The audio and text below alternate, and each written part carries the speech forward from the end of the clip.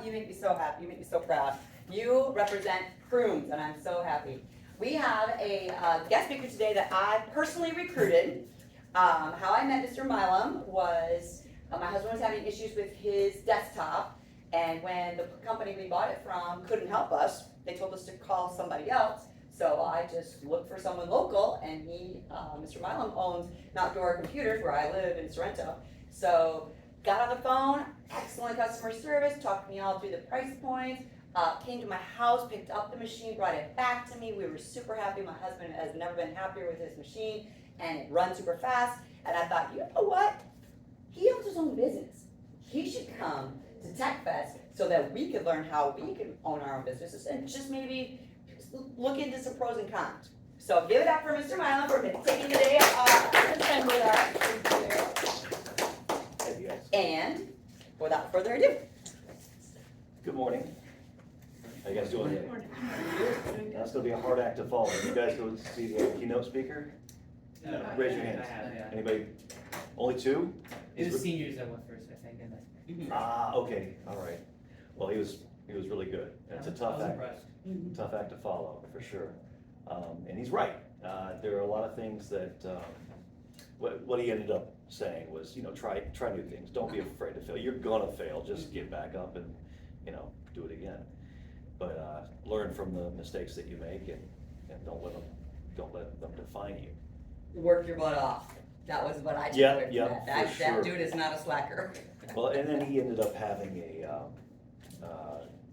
kind of a big disappointment because he wanted to be an astronaut. I know. Yeah, I don't know how long you stayed into it. I read in his bio that he made it to the top 30. Yeah, he was certainly a. Is his dream over now? I don't Or think can he so. go back? I think he's still gonna go. Okay, because he's young. Yeah, he's still exactly. Okay, And okay. he's working in the right field. Okay. He's just continuing and he's getting his PhD and you gotta be smart to be an You astronaut. gotta do, that's right. And I was telling you that he flies the helicopter that my father actually, he's a lot smarter than I am. He designed the laser guidance systems for the missiles on that whole. On the Apache. On the Apache, yeah. So. That's cool. Yeah, you could try growing up in that house. Yeah. A literal rocket Rocket scientist. scientist, that's hilarious. And I guess we'll get started here. We're gonna do just a quick thing here, and then we're gonna have a Q&A. It's gonna be mostly Q&A. I'm not like your teacher. I'm allergic to public speaking, so the fact that I'm even up here is a miracle unto itself. What we're gonna talk about today is integrity. So, can any of you guys define what that is? I guess give it a shot. Being honest to customers and people in general, not really having good business practices. Being able to keep on your promises, and if you say something, you're able to prove that that's true. That's great. That's great. Staying true to yourself and others. Okay. All right. Anybody else? That about covers it. And we're gonna come back to that towards the end. We're gonna talk about what that means and exactly who we are because of what we do. So, my name is Eric Milam. I own a boutique computer services and IT support company in Mount Dora, named Mount Dora Computer Services. How about that? It's got SEO built into it for those of you who are looking to do that kind of thing. And I knew it would, and I was I was starting off on kind of a wing and a prayer, but we'll get to that later. Sorry, that's not how the slides go here. I'm going to give you a little rundown on what it was like for me growing up. Now, I know I don't look it, but I just turned 50. Ooh. Yeah, how about that? A little, come on. Yeah. I made it, y'all. I made it. Half the century. So, when I was a kid, there weren't as many rules. Yeah, basically the only rule was don't mouth off to your parents or any other adult. Be home by dark. The rest you had to figure out yourself. So we had things like bits of spun glass stuck to two ends of a rope that you would smack like that until they exploded in your face. That was always fun. You exploded the clackers. I never actually had a pair that exploded. I think after the first round, I think they started making them out of a poly Yes. instead of okay. glass, but yeah, that was a thing. It was like For a big while. marbles that you snap, and it would make a really loud noise, obviously. Just like that. Why people would ride them live. Oh, they were great. No, but for your kids, I would never. Oh, yeah, well, I That's mean, annoying. and they also, they gave us slingshots. Yep. So, there were slingshot wars, BB gun wars, bottle rocket wars. Anybody ever been in one of those? Nice. I Love witnessed it. one and I was like, what are you grown men doing? And my husband was like, that's what we did It's when I was growing up. Yeah, it's a bottle rocket war. My parents wouldn't even let me light a firecracker. Are you Oh. kidding me?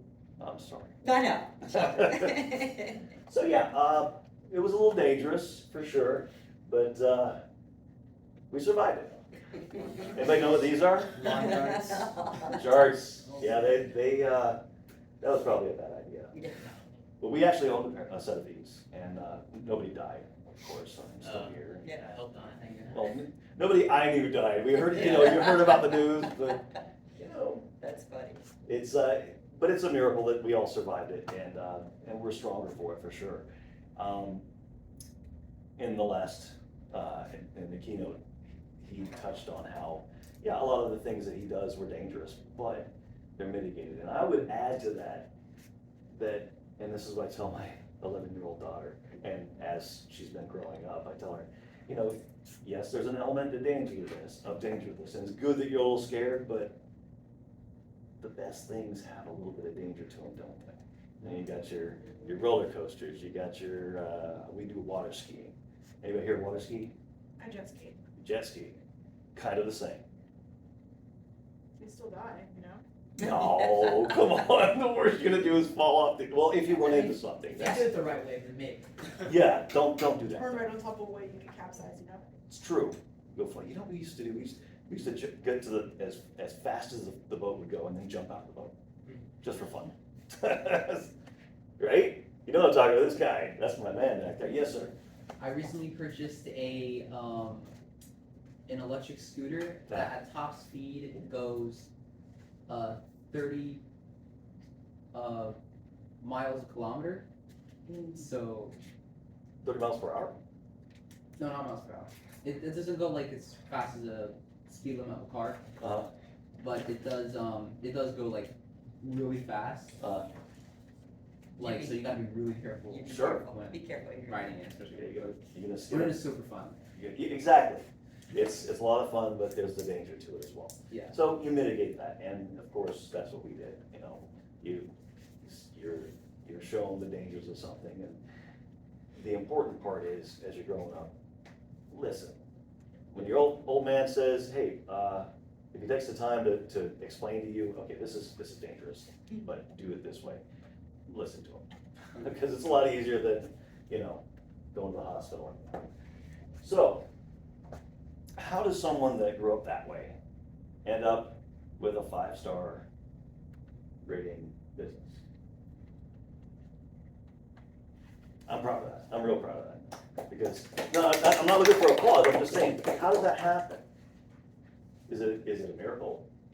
There were some miracles along the way, that's for sure. And I'll be the first to tell you. Yes, ma'am. By hard work. Yes. Dedication, Yep. a little bit of that integrity. That's right. That's what I'm getting at. Yes, sir. Patience. There is a lot of that, for sure. And I'll note that, when you guys are all the one that your family comes to and they need something fixed, right? Yeah, and it gets annoying at times, I understand. But you can make a lot of money, not a lot, you can make good money, better than McDonald's, that's for sure. You can make good money, and you can work indoors. Doing something that you love to do, and who can identify with this? It's not as much about fixing the problem with the computer as it is about getting the person to admit what they did. Anybody else experience that? You start, what's going on? I don't know, I just turned it on, anybody else know that? No? never fixed a computer for an old person before? No, I guess it's parents. You know what I'm talking about, right? All the time, My yeah. mom's in IT, so she's usually the one fixing Oh. Nice, nice. So you got a good start. As a matter of fact, all you guys have gotten a really good start here. When I was growing up, and I'm doing a little spoiler alert here, but when I went to college, there was no MCITP or MCS or any of that, any of those certifications. IT was just a burgeoning technology, and of course, it was kind of niche at that time. Back in the mid-90s, it was kind of a dorky thing to do. I like gaming, so that's how I got into it. But when I went to school, the only available course was computer programming and applications. And 2 years in, I started doing that coursework, and I realized I hated programming. It's just the worst. Going through lines and lines of code to end up, finding what you did wrong. No, that ain't me. Anybody here a developer? Anybody code at all? You code? My hat's off to you guys. I can code in Java. I don't know how you do it. It's like, that's foreign to me. My comeuppance was mechanically doing troubleshooting on cars. And those skills actually were transferable, believe it or not, to IT. But along the way, well, let's start off with my first job. How old do you think I was when I first started mowing lawns? 8, 9, 6, 13. 7. 12. What? So I was 5 years old, mowing lawns in the summer, and until people stopped paying me to do it in the winter. And I did that because I wanted to buy candy on my own. Wow. Well, that's what's important to you when you're a kid. And what did they have back then? They didn't have Nerf guns. What did we have? We had Transformers later on. We had stupid, Star Wars. That's what it was. Star Wars figurines. That was the thing. And they were expensive too. So it took a lot of lawns, and I got paid $5 per lawn. And I just recently found out from a friend of mine who's a pastor. He said, "Dude, you were getting gypped because I was making $20 a lawn back then." I was like, Oh. of course, I think he was out in California too. Oh, yeah. So It's there's the rate hike with that.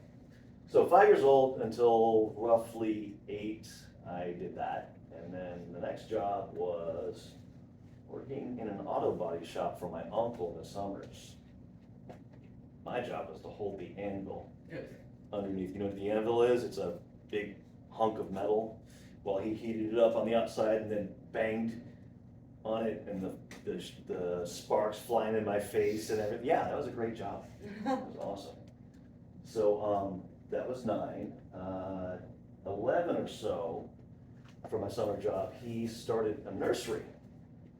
And apparently my parents didn't like me at that age because they would always send me off for the summer to work for my uncle, and that's what we did. We collected plants in the swamp. And yeah, the crew was crazy because they would have a contest every day to see who could catch the biggest moccasin and or gator. Yeah, good times. Yeah. You ever had a job that tough, y'all?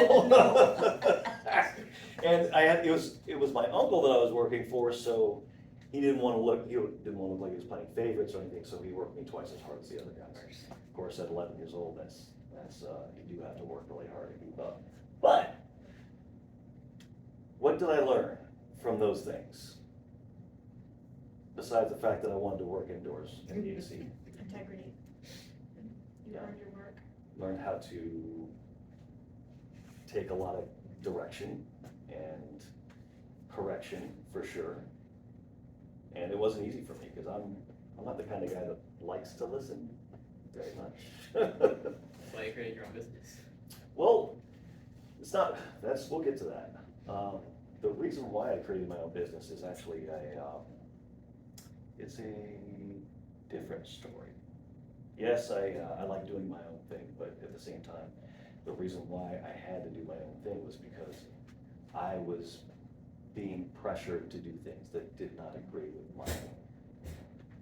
my morals. So,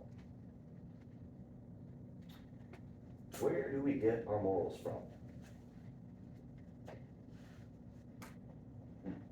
parents and the people around us, our community, Where do they get it from?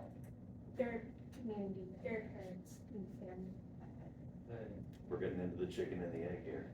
General life experience. Okay, but is there a standard?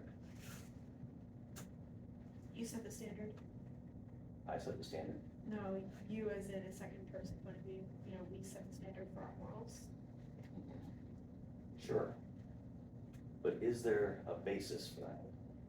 We all agree that it's not right to go murder somebody, right? Yeah. Yeah, I was gonna say mistakes, but I mean, you know you don't kill someone before you make mistakes. So- School teaches us right from wrong, doesn't it? sure, Yeah. sure, yeah, our parents can teach that, but where did they get it from? Where did the school get it from? The people who tell them, Sorry? people who tell them what to do, People who tell them what to do. tell them what to do? The administration. Okay, but how do we know it's right? Because we see other people doing it. Okay, well, yeah, there's a social conformity And aspect to it, yeah. This gets me close to a very deep timeline of human history. Okay, all right, I like the way you're going here. Religion, or, yeah, religion, Religion, specifically what? like, I don't want to get into, theology, but at the beginning, or hundreds of years ago, most people were Christian, so they had like morals that I think may have been passed down. You're on the right track. Once you damage your reputation,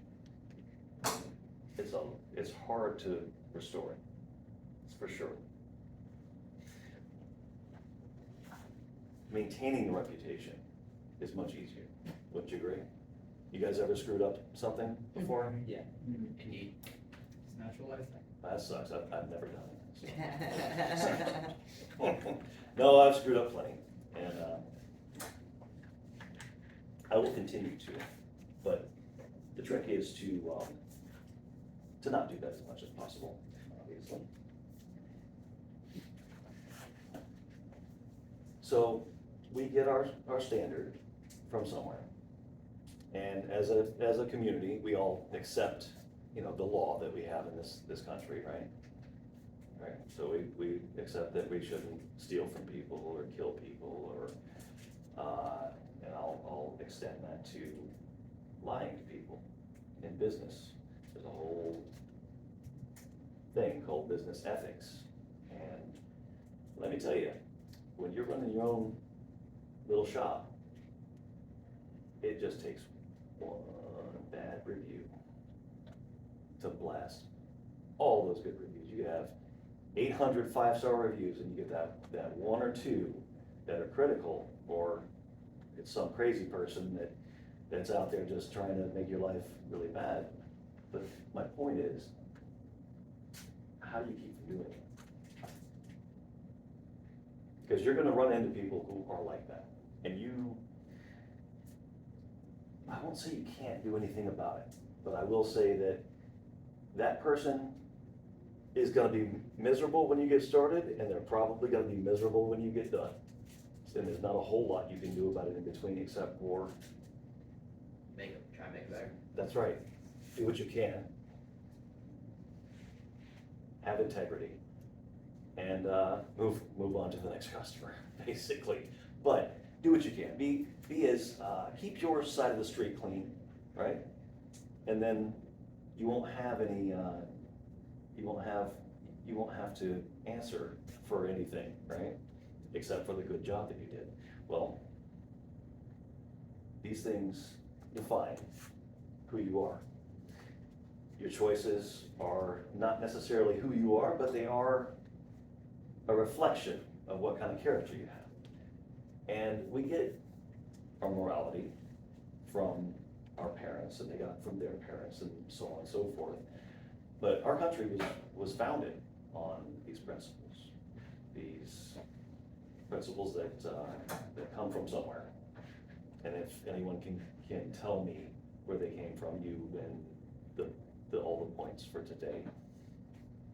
I'm probably the English, English, the British, British. because the colonists were British. Well, the colonists were from all over, but generally speaking, you know, Anglo, but even more, even further back than that. You know, our country was founded by people colonizing and people wanting a better life, but they wanted a better life free from what? The church was, Tyranny. From tyranny, that's right. I was gonna say something about like, give me a second. I was gonna say about like, why are words not coming out of my mouth? Hold It on. happens, bro, it Yeah, happens. give me a second. History, I was gonna talk about like how human history, like way back before, it was like sort of when like people were starting to kind of develop these feelings and like thoughts and integrity and all that. So, let's go back a little bit to how the country was formed. We were formed because people were trying to escape that tyranny, right? Of course, there were people who had business interests over here. They wanted to make money. This was the land of opportunity as far as you know, as far as that goes. But there were also people that were trying to escape the moral tyranny that they were in under the church at the time, which was ubiquitous and it was tyrannical. So where did our Constitution and our system of moral belief come from? Christianity From, or religion? where does Christianity get it from? From the Bible. From the Decalogue. Thanks, man. Thanks, man. That's right, our society is based on the Ten Commandments, is it not? So, you can't go out and murder anybody, except you can, and then you will pay the price, right? Yeah, there's a price to pay. When you lie to someone, it's not illegal, right? You won't go to jail necessarily. But there's a price to pay, isn't there? What's that price? It differs. It differs. It differs. Depending on It the sort of situation. depends on the situation. So give me a for instance. Like people lose their trust in you. That's right. My daughter has a real problem with lying. And we deal with this almost on a daily basis. And this is something I struggle with personally. And I tell her that it is so much easier to maintain a good working relationship with trust than it is to rebuild one after you've destroyed the trust. And the only way that you can have a relationship, a good relationship between a friend, a parent, a significant other, even business relationships, is that you're truthful. You expect that I get up here, I'm telling you the truth, right? I'm not lying to you, I don't have any what's the word I'm looking for? Agendas? That's right. So, then what is truth? Is it relative? Is there a my truth and your truth? Or is there a standard? That's all I want you to think about. Because when it comes down to it, you have to answer for the things that you've done in your life, right? And the relationships that you have will either suffer or they'll be stronger for the decisions that you make. So I can't tell you what to do with your lives, but I can tell you that I've done it the wrong way. There were a lot of bad years in my life where I just didn't stay true to this. And then I finally stopped running away from it, and things just got whole lot better. And I mean, overnight, got better. So please consider when you're interacting with folks, when as you're moving through you're gonna be graduating soon, you're gonna be becoming your own people if you're not, are any of you 18 yet? 18, Yeah. okay, so you're actually people now in the eyes of the law, that you weren't people before, but you know what I'm talking about. The decisions that you make now they go in your what? Permanent record if you do something stupid, right? Fortunately, when I was growing up, there wasn't an internet, so she knows what I'm talking about. There's probably some pictures out there that, I'll stop right there. Yeah, we all do stupid stuff, but I'll tell you what, you'll do a whole lot less stupid stuff if you keep these things in mind. And beyond the killing and what was the other one that's illegal? Stealing, thank you. The giving false witness, that's lying, of course. And I think I should take a second to talk about this, because the last job I ever worked at, see, when I came back to the faith, I started keeping the Sabbath, and that was important to me. It's one day in 7 that we're commanded to take off, and okay, all right, so I did that, but I found such a blessing, and so I started working for this guy, and he kept trying to make me get on the pager rotation. As you guys all know, IT is a 24/7, 365 enterprise in most cases, right? Now, if you work for a Fortune 500 or 100, you're gonna find out, like I did, that they're usually pretty accommodating to folks for their faith.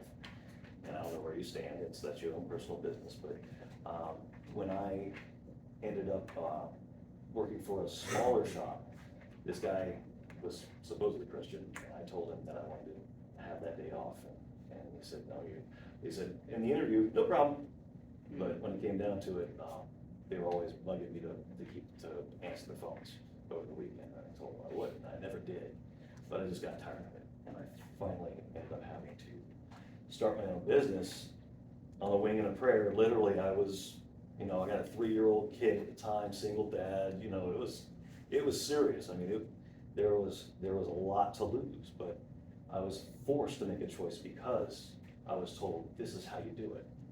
And it is the best decision that I have ever made in my life. And I'll tell you, it was scary at first, but now, I mean, being able to set my own schedule, being able to hang out with my daughter whenever I want to, whenever she has the time. Dude, we're going up to Kentucky. We're gonna just take a road trip for spring break because I want to.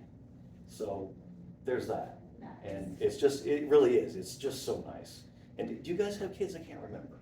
Yeah, we have an older son. An older son, Yeah. okay, so you know what I'm talking about. The Yeah. time, you never, and this is something that the major was talking about too, and you'll hear it, the ones that haven't. He talks about how time is the most precious commodity, and that is true. You can't get it back. It's the one thing that you can't get back. Well, Mr. Melanie, there's 10 minutes left. Really? Yeah, you've been doing a great job. So can we do some Q&A? Yeah, thank you for, I thought I thought I would remind you at 10 minutes, so. Thank you. You're Okay, welcome. so yes, we'll open up the floor for questions and answers if you guys have any of those. What would you say like the hardest part of your job? Hardest part of my job? Taxes. I would rather take a beating than do taxes. In fact, if there was a line where you could line up, this is the line where you get punched in the face, and this is the line where I would go to the line and punch in the face every single time. I don't think there would be anybody to tax line. What's that? Is it because it's complicated when you own your own business? I just hate taxes. Oh, okay. I hate the whole thing, Oh, okay. it's. Because it doesn't even faze me because they just take my money and I don't ever miss it and, that's it. I don't do my own taxes, Oh, but my right. husband does it. So when you own your own business, and this is so good. When you own your own business, you don't pay a W-2 typically, especially if you're a sole proprietorship, which I am. I think I'm a S corp or some, I don't know, talk to my tax guy. See, that's why I have a tax guy, but I still have to do the preparation, I still have to talk to him, and just, my mind does not work that way. I like to work on computers and solve problems and figure stuff out and play a video game and, make my customers happy. Do not like doing taxes because it's a lot of, numbers. I mean, I did well in algebra, and in geometry, but beyond that, it's just like, it's tedious and, anyway, so that's, as a matter of fact, I just did my taxes for the year yesterday, so. That's why it's fresh. You caught me at a good time. Can you like write off your, cause I've been bragging that you can write off all your own equipment.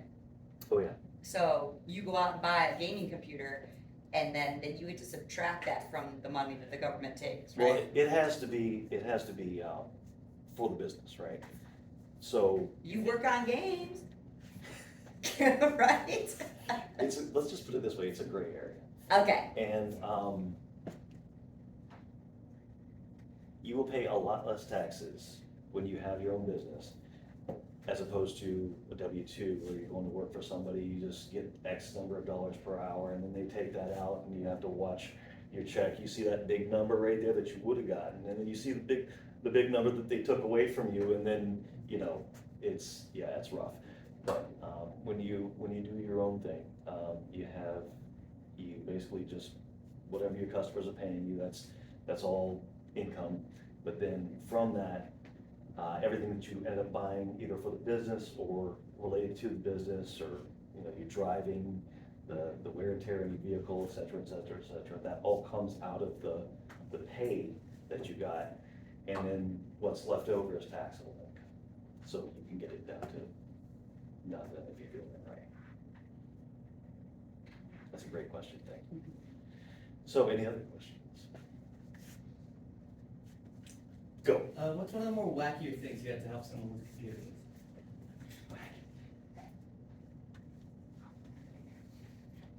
Wow. I have to come back to you on that one. Have you had a customer delete System 32? What, you can speak up some. Have you had a customer delete System 32? Delete System 32. System 32? No, not yet. No. Not yet. Well, I'm scared I'm about to do that myself, I have no idea. It's a protected area, so it's hidden from most people, so What about viruses? oh, yeah. You got to solve a lot of viruses? Yeah. Okay, but that's not wacky? I'm scared to death of viruses. What's that? Wouldn't that be one of the only things to fix? Yeah, well, typically, what happens is, when people get infected with malware, it's because they were using some free software that is garbage, and they have a false sense of security. So what ends up happening is, they'll get that pop-up that says, oh, your computer is infected with a virus, which is kind of true, but then they can't do anything about it because it's essentially it's a browser hijack, and they don't have the control over the computer. They won't know how to do keystrokes to get their system back. So they freak out and they make the call. Yeah, and almost, I'd say half the time, somebody calls up, it's like, this is what's going on, I'm freaking out, I got all my stuff, and you gotta talk them off the ledge. But yeah. So you have to work on your people skills. Yeah, exactly. Again, it's 90% fixing people and 10% fixing computers, so, get ready for that. He has a lot of patience, because I did not know anything. And he can also remote into your desktop or your computer and like look to see because he was like, what kind of CPU are you running on? Like, I don't even know what that means. And so then he was able to remotely take over, and he could see my whole system and what we had and what we needed. I'm sure they're not at all impressed by that. Oh my You guys gosh, all know how to do I that was kind of super stuff, right? impressed. I'm gonna sit down, because I've got a pen. Oh, yeah, sure. But, yeah, that's, we get a lot of that. Let's see. Wackiest thing, I'm gonna have to come back to you on that one. What's your name? Kevin. Kevin, okay, Kevin, I'll come back to you on that. It's all good. Any other questions? Yes, ma'am? How did you balance having a child and starting a business?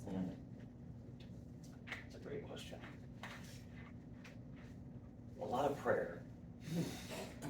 I'll put it like that. And by the way, the patience thing, not natural or anything. No, I've got a quick temper. That's my personality, and it's just, you hit me the wrong way in the wrong day, I'm just gonna fight your head off. Patience, let's put it like this. When you pray for patience, you don't get patience. What do you get? Opportunities to be patient. Lessons in patience. There you go. That's how the good Lord works. He knows what's best for us, even, and it sometimes kind of hurts and it feels like it sucks, but in the end, He's taking care of us. Did I answer your question? I'm sorry. Okay. You answered it. Well, I'm still trying to think of the wacky things, because there's plenty of them. Had people, Well, I got a question for you about, how did people start knowing your phone? I mean, did you just do a website? Like, how did you start drumming up business? Did you have to advertise, network, like go out? I built a website, like I said, the name of the business had the SEO built into it, so I got a Google presence based on the website and built up a little bit of social media, nothing too crazy, but, I'll be right with you.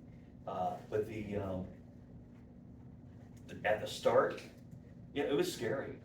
I didn't, you're not gonna have people calling in all the time. I even tried some work market stuff, because it was go time. I mean, I had maybe a month and a half worth of income saved up to pay the bills, and at that time, I had a mortgage, and of course, the kid, and it was, the bills were coming in, and there wasn't any money coming in, so, I'm sorry, I lost track of mine. No, that's okay. Did you, you had to go out and network and find customers? Did you go to fairs and hand out your business card, or? Well, no, it was, I joined a couple of work markets. Okay. I didn't get a whole lot from that, but, building a web presence, and then, I had a friend who worked for an attorney's office in downtown Tavares, who brought me on, who sold me to her boss, who was a really cool guy. Boutique, law office firm. I think they had 5 attorneys there, but, that was the bread and butter for the first year. Okay. So, That worked out. yeah, it sure did. Well, let's give Mr. Miles a hand. Guys, I have business cards up here, if you want to call, want to talk about anything. I'm all about mentorship. If you guys have any questions that I haven't had a chance to answer, I'm still thinking about the wacky thing, Kevin. It's okay, you don't have to have your mind break about it, it's all good. Well, I don't know, like I said, I'm allergic to public speaking. Oh, you want, can I shake your hand now? There you go. That's so funny. All right, guys, so you got a business card? Good. Thank you so Give me much. a holler, bro, and I will think of something, I guarantee you. Question about faith. How old were you when you? I don't want to assume you're Christian, but. I am, but And how did you get into it? I was raised in at 8 years old. I got baptized a few months later, my folks birthday. Oh, Yeah, so there was a real roller coaster going on there, and for a kid, that was developing years and everything. yeah. We went back to the faith when I was about 17 years old, but, the damage was already done. Yeah. So, finally, I was 38, and I had a drinking problem, I had a drug problem. I was always functional, I showed up for work, but there was that, and it just really wore at me, and, well, I finally just started answering the call, and it was really, it was something, so. I was born into faith. I've not been that focusing, in the past couple of weeks. I've started focusing on my faith, and it's helped a lot. So I thought this was interesting, hearing about it. Well, there aren't any coincidences, are there? No, there's not, No, no. so, I was just really happy to hear about someone being Christian, that's awesome. yeah. God will never let you down. It'll look like you're on your own for a while, Yeah. but He will always be there. And like I said, the more I follow Him, the closer I try to follow him, the better my life gets. The more I try to do it on my own, obviously. Like falls to pieces.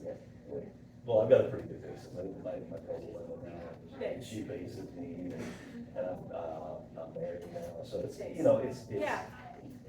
it's just been a real great ride. And to see the person that I was to the person that I am now, you know, going into that train going into the tunnel, Yeah. you know, and then coming out on the other end, it's like a completely different person. And I think that's all the work. That's great to hear. So holler at me, you know, I'm on Yes. Facebook, you know, that's my personal cell phone there. You know, if you ever need to talk, or if you ever have any questions about business or faith, or whatever, how that works, I'm happy to help. Thank you. What is your name? Arabelle, Arabelle. What's your name? nice to meet you too. All right. Have a good day. You too, bye-bye. And you are? Adrian. Adrian? Nice to meet you. Did you have any questions? All right. Well, thank you for listening and being a great participant, and you guys have a great day. You too. All right. I saw it, Sigler, okay, come on in, have a seat anywhere up in the front there.